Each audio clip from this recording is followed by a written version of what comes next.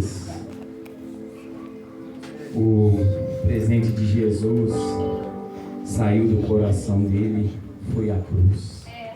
Aleluias. Então Jesus, irmãos, já deu presente para nós todos. E muitas das vezes nós ainda fica murmurando, falando que Jesus não fez nada para a gente, mas o maior presente já saiu do coração dele, que foi a cruz. Aleluia. Peço, irmãos, que abram suas Bíblias. Aleluia. Em Lucas. Glória a Deus. Lucas 22. Glória a Deus. Lucas 22, a partir do versículo 47. Aleluia. Quantos irmãos vão procurando? Olha o seu irmão do seu lado aí e fala com ele: Jesus te ama. Jesus te ama. Mas se falar com um cara feio, ele não vai acreditar não. Pode dar um sorriso, todo mundo escovou os dentes para vir para a igreja, não? Misericórdia. Quem esqueceu? Oh, meu Deus. Aleluia. Jesus nos ama, irmãos. Jesus é maravilhoso. Muitas das vezes eu não tenho palavra para explicar Jesus, irmãos. E se a gente for tentar explicar Jesus, a gente não consegue. Aleluia. É um amor tão grande, um amor diferenciado. É um amor a qual nós nunca vamos conseguir chegar. É o nível do amor de Jesus. Glória a Deus. Lucas 22, versículo 47, que diz assim: o título de Jesus é preso. E estando ele ainda a falar, surgiu uma grande multidão. E um dos 12, que se chamava Judas, ia diante dela. E chegou-se a Jesus para beijar. E Jesus lhe disse: Judas, com um beijo traz o Filho do Homem. E vendo os que estavam com ele que ia suceder, disseram-lhe: Senhor, feriremos a espada? E um deles feriu o servo do sumo sacerdote e cortou-lhe a orelha direita. E respondendo Jesus disse: Deixa-os, basta. E tocando-lhe a orelha, curou. Glória a Deus. Pode se sentar em nome de Jesus. Aleluia. Essa palavra que nós vamos falar, irmãos, da caminhada de Jesus até a crucificação. A gente pode falar a caminhada de Jesus até a crucificação, ou a gente pode falar Jesus pela via dolorosa, a qual ele pagou um grande preço por nós. E aqui nós vemos, irmãos, que Jesus já sabia que Judas ia o trair. Jesus já sabia que Satanás já tinha ali colocado dentro de coração de Judas ali a maldade. Jesus sabia o que ia acontecer com ele. E Jesus, antes de acontecer isso, ele já tinha jejuado, ele já tinha orado, ele já tinha ido por Getsemane, a qual ele ficou ali orando a noite inteira. E ele até chorou e não chorou pouco. E por fim ele falou: que não seja feita a minha vontade, Pai, mas sim a sua. Porque ele já sabia que ele mesmo ali, vindo como homem, já não estava suportando mais aquela dor. Mas o Pai não desamparou, porque ele tinha o propósito firme. Então quando Jesus está ali ao Getsemane, Judas ali deixa que o inimigo entre no coração dele e ele vá e vende Jesus por 30 moedas de prata. E ele fala com os sumos sacerdotes, com os soldados: aquele a qual eu beijar, que é Jesus.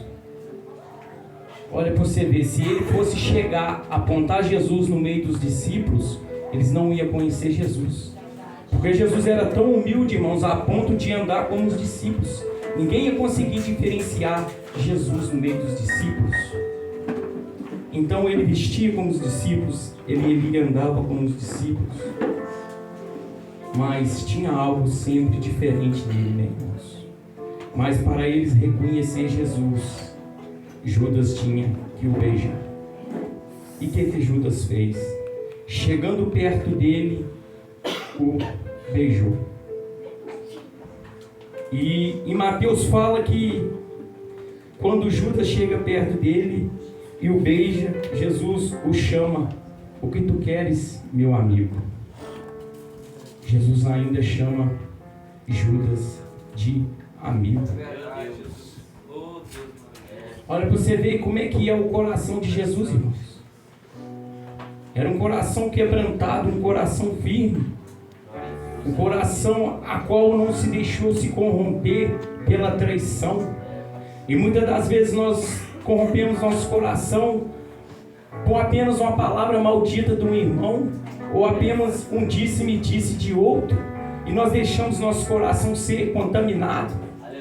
Ele foi traído com um beijo, irmãos. E por que o Judas o beijou? Judas também tinha intimidade com Jesus, irmãos. Você só chega, abraça uma pessoa, você só beija uma pessoa se você tiver intimidade com ela. Quem vai chegar no meio da rua e pegar um estranho e o beijar? Se você nunca teve uma intimidade com ele, se você não conhece ele. Mas só que a intimidade para Judas só não foi suficiente. A intimidade só para Judas não foi suficiente. Porque o coração dele estava pegado ainda às coisas do mundo, o coração dele estava pegado ainda ao dinheiro, tinha algo que prendia o coração dele ainda, irmãos. E muitas das vezes nós murmuramos, porque Judas, ele teve um pastor. E quem foi o pastor de Judas? Jesus, irmãos. Olha para você ver como é que Judas foi bem instruído. O pastor dele foi Jesus. Então ele era bem instruído, ele era bem cuidado. E quem foi o mestre de Judas? Foi Jesus, irmãos. Glória a Deus. Tudo que Judas sabia era Jesus que estava ensinando. Quem foi o líder de Judas? Foi Jesus, irmãos. Então tudo que Jesus aprendia, tudo que Judas aprendia era com Jesus. E muitas das vezes, irmãos, nós achamos, muitas das vezes nós procuramos argumentos dos nossos próprios fracassos. Muitas das vezes nós queremos culpar, muitas das vezes a liderança, às vezes culpar um pastor, às vezes culpar um irmão. Mas o problema não é nem o irmão, não é o pastor, não é a liderança. Porque Judas teve tudo do melhor. E mesmo assim se perdeu. Mesmo assim não permaneceu. Judas teve o melhor pai do mundo, que era Jesus. E eu te garanto, irmãos, o mesmo carinho que Jesus dava para Pedro, ou dava para Tiago, ele dava para Judas. Ele dava para Judas, ele não excluía Judas. Quantas das vezes Judas deve ter visto João chegar e deitar no colo de Jesus, mas o coração dele era tão endurecido que ele podia até ter vontade, mas não se chegava. Mas Jesus estava ali. Jesus estava ali de braços abertos. Quando Jesus chamava Pedro, ou João, ou Tiago, ou André para sentar na mesa, ele não esquecia de Judas, não. Judas também participou, pastor, da Santa Ceia. Judas também participou da mesa de Jesus. Então, irmãos, Jesus não fez exceção. Jesus, hora nenhuma, o lançou fora. Então o que adianta você ser bem instruído, você ser bem cuidado, mas você não abrir seu coração de verdade, você não entregar sua vida de verdade para Jesus? Em qualquer oportunidade tu traz Jesus, em qualquer oportunidade tu blasfema como Jesus, contra Jesus. Em qualquer oportunidade tu já nega Jesus. Então a gente tem que aprender mais de Jesus, irmãos. A gente tem que ter o coração em Jesus.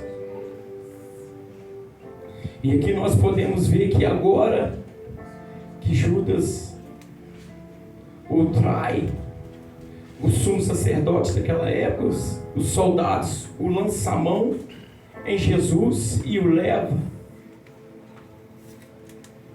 agora para Anás, um sumo sacerdote. E Anás, a qual era sogro de Caifás, que era o principal dos sacerdotes, agora está com Jesus na sua casa. E ele começa a zombar já de Jesus. Ele já começa ali a maltratar Jesus e falar. Ele diz que tu é o rei. Eles dizem que tu é o mestre. E sabe o que ele faz, irmãos? Eu vou mandar ele agora para o governador. Eu vou mandar ele para Pilatos. Então já teve a primeira audiência de Jesus. E agora ele vai para a segunda. Manda ele para Pilatos. Que lá Pilatos dá jeito nele. Eu sei que Pilatos vai condenar ele. E quando ele chega até Pilatos, a multidão toda naquele alvoroço ali, Pilatos manda colocar nele uma veste resplandente, uma veste bonita. Agora eu vou vestir ele como rei mesmo. Agora eu quero saber se ele é rei mesmo. E coloca nele, e o soldado começa a zombar dele, começa a cuspir na cara dele e começa a falar: tu é o rei mesmo? E ele já começa a ser açoitado.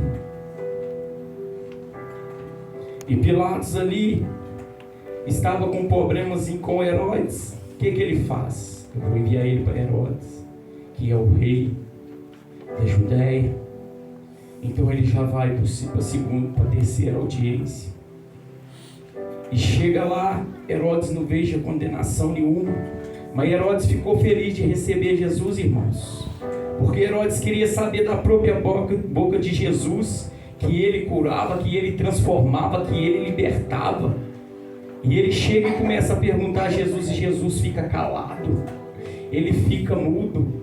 Aí a gente vai em Isaías 53, a qual Isaías diz que ele foi levado como um cordeiro ao matadouro. Ali ele foi machucado, foi ferido.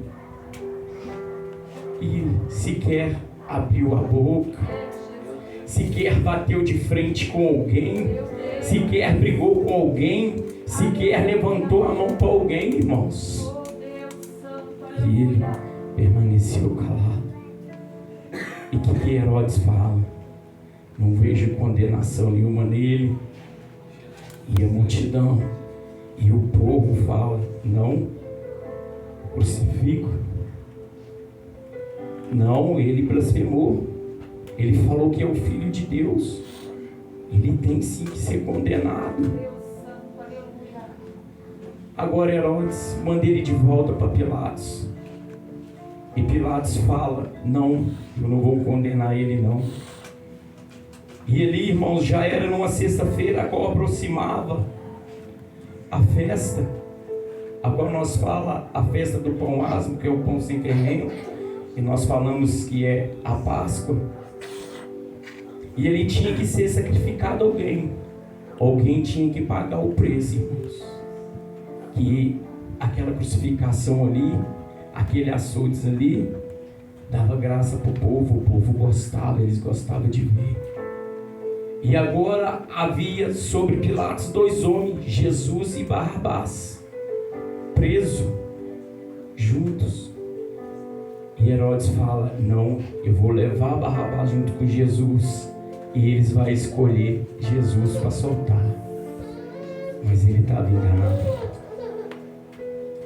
Ele estava enganado. A multidão escolheu Barrabás, irmãos. A multidão escolheu o ladrão. A multidão escolheu o homem que fazia tudo errado.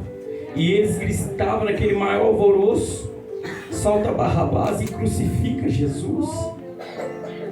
E o que ele tinha feito de errado?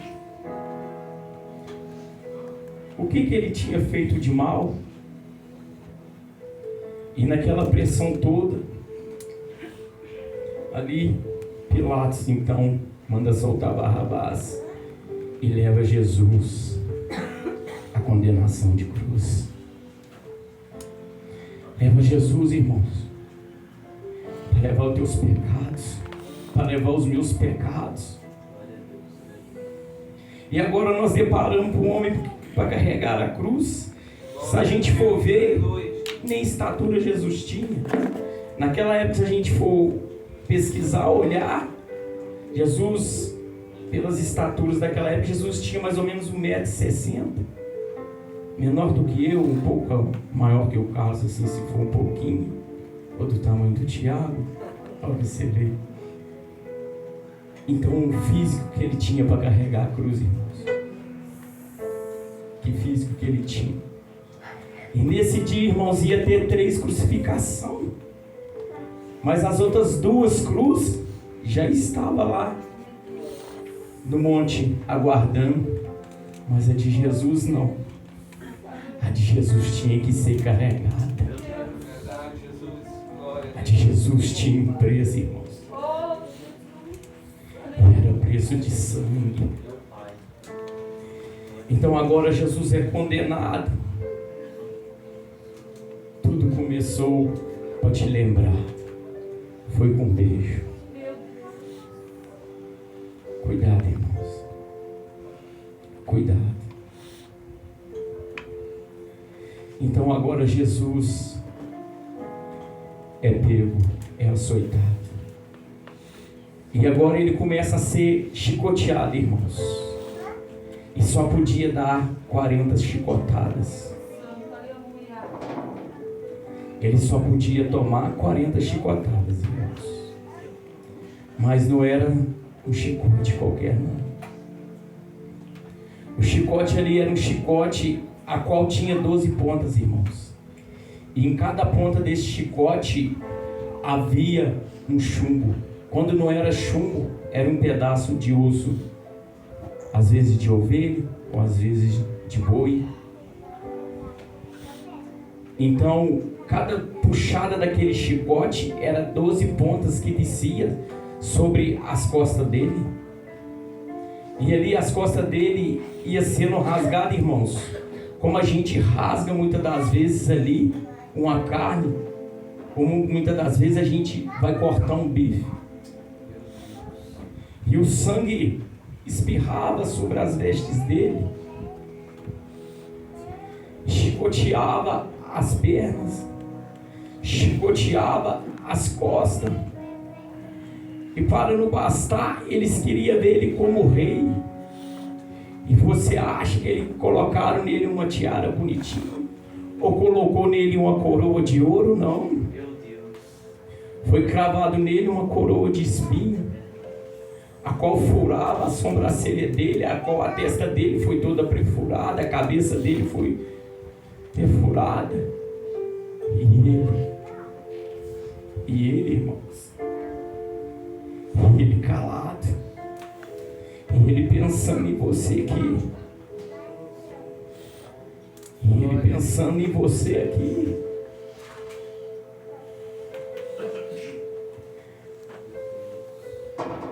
Ele pensava sempre em você. Hora nenhuma ele tirava o pensamento de você. Ah, mas aquela lá é prostituta, aquele lá é ladrão, aquele lá é maconheiro, aquele lá é drogado. Não. O pensamento dele não era esse. O pensamento dele era de te salvar. O pensamento dele era de te dar uma nova oportunidade. Para tu ter a oportunidade de mudar. Para tu ter a oportunidade de alcançar a salvação. Então ele é colocado a cruz sobre ele.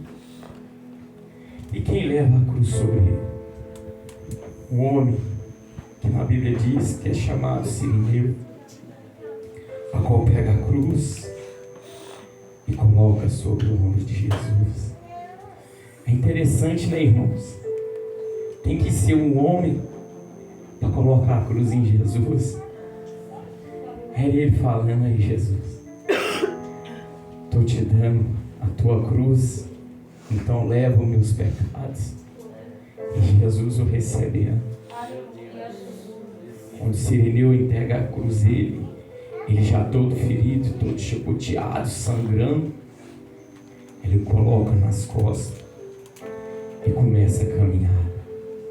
A caminhada a qual a gente vai ver e pesquisar, irmãos, dá 600 metros, meio quilômetro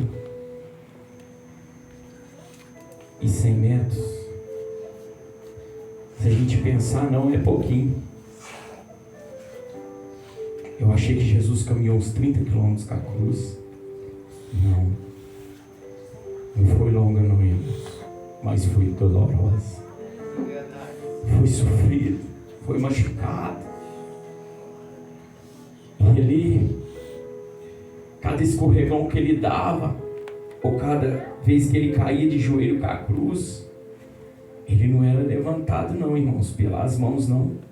Não tinha ninguém para levantar ele não. Ele levantava ali pensando em você, os joelhos feridos, sangrando. E ele levantava e ele fala, não, eu vou chegar. Eu vou chegar porque eu amo. Eu vou chegar porque eu sei que eles vão ter a oportunidade de alcançar a salvação. Eu vou pagar para eles ser livres. Eu não vou deixar ninguém escravizado pelo diabo, não. Eu vou abrir a porta de acesso a meu Pai.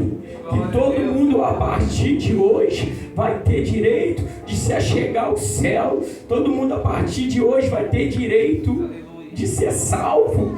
Seja preto, seja branco, seja prostituta, seja ladrão. Você vai ter o direito. E ele foi, chegou, e quando ele chega, irmãos, agora ele vai ser pregado. E começa agora a pegar, eles deitam a cruz, deita Jesus sobre ela, pega a mão direita, estica para um lado, e bate um prego no meio. Imagine a dor. Pega a esquerda, estica para um lado e bate outro prego no meio da mão. Imagine os gritos de Jesus, irmãos. Ele era homem, ele tinha as dores do ser humano. Imagine o sofrimento dele. Aí o sangue já era pouco, já saía mais, era água. Agora eles pegam, cruzam os seus pés e pregam os seus pés. Agora Jesus é levantado, irmãos. E quando Jesus é levantado, o inferno é vencido. Agora Jesus está na cruz. E quando ele chega na cruz, há mais duas cruzes, uma à direita dele e a outra à esquerda, com dois salteadores, com dois ladrões. Um tinha o coração bondoso, um coração de arrependimento. O outro tinha ainda, irmãos, o coração de Judas. Olha para você ver. Um tinha o coração de Judas, o outro tinha ainda o coração tão ali, ainda em arrependimento. E um blasfema com Jesus. Olha, se tu é o verdadeiro Deus, dá ordem para que todos morram e nós saímos daqui agora. E o outro fala com ele: nem tu nessa situação, condenação nenhuma maneira, e tu dizes isso ainda. E ele fala com Jesus assim: nenhuma condenação em ti eu vejo. Se eu puderes, eu posso entrar no reino de Deus. E Jesus fala com ele assim: em breve estarás comigo lá no paraíso. Então uma alma foi salva, irmãos. A outra não foi, nem na dor não conseguiu reconhecer Jesus. Então a gente tem que aprender a reconhecer Jesus, irmão. E Jesus ali naquele momento, sentindo sede, ele pede um pouco de água. E o que eles fazem? Eles molham a esponja. Você acha que é na água? Não. É no vinagre. E coloca sobre a sua boca. Então Jesus já não estava aguentando mais. Já não havia mais lágrimas, já não havia mais sangue. Tudo por você e por mim. E o semblante dele começa a cair. E quando ele entrega o Espírito ao Pai, aquilo era dia, passa agora a virar noite. Mas para eles não só bastava. Agora eles pegam a lança e atravessam Jesus de um lado e para o outro, para ter certeza mesmo que ele morreu. Então quando Jesus acaba de apagar, naquele momento, o sol que raiava some e vem uma grande escuridão. E naquela grande escuridão, irmãos, abre um caminho. Aí a palavra diz que o véu se rasgou, o véu se rompeu. É Jesus falando: hoje eu venci. Eu não venci por mim, eu venci por você. Hoje você passa a ter acesso ao céu. Hoje eu busquei a chave que estava lá no inferno. Hoje eu tirei toda a condenação que há sobre você. Em Romanos diz que nenhuma condenação há naquele que está em Cristo Jesus. Então já não tem mais ninguém para te acusar, irmãos. Ninguém tem direito de acusar o teu passado, de acusar o que tu fez, de acusar o que tu foi. Porque Jesus venceu tudo isso, Jesus quebrou tudo isso. E agora o véu é rasgado. E você agora tem acesso ao trono da glória. Agora você não é dependente de mim, você não é dependente do irmão. É claro que nós vamos te ajudar em oração, sim, mas agora você tem o próprio acesso ao Deus Todo-Poderoso, ao Deus vivo e forte e imortal, irmãos, através de Jesus, o seu único Filho, a qual foi dado na cruz em preço de sangue. Então valorize, irmãos, Jesus. Valorize. Se arrependa dos teus maus caminhos. A condenação foi quebrada. Aleluia. Fique de pé em nome de Jesus. Nós vamos acabar passando por orando. Glória a Deus. Valorize tudo isso que Jesus fez por você. E Jesus ele foi levado, como o irmão Juscelino disse, o sepulcro, e quando chegou Maria e seus irmãos lá, ele já não estava lá. Estava o jardineiro do lado de fora. Por que jardineiro, irmãos? Você tem que entender. Você estava no jardim, você foi tirado de lá. Adão estava no jardim e teve que ser tirado. E por que fala que o jardineiro estava do lado de fora? Não era para falar que Jesus estava do lado de fora, era o jardineiro que estava. Porque ele é o dono do jardim. Ele tem um jardim preparado para mim, para você. Aleluia. E ela procurava, né? Por que tu procurava no meio dos mortos, sendo que ele está vivo? Então Jesus está vivo. Aleluia. Glória a Deus. Sim, eu agradeço a oportunidade em nome de Jesus. Vamos estar passando, né, pastor, agora para a Santa Ceia. Já passo para o pastor aqui. E aquilo que eu não soube falar, que o Espírito Santo de Deus continua falando em nossos corações. Glória a Deus. Senhor Jesus continua abençoando o Diácono Eduardo. Glória a Deus. 1 Coríntios 11, versículo 23. Glória a Deus. Vamos trazer à memória agora a morte do nosso Senhor e Salvador Jesus Cristo. Amém?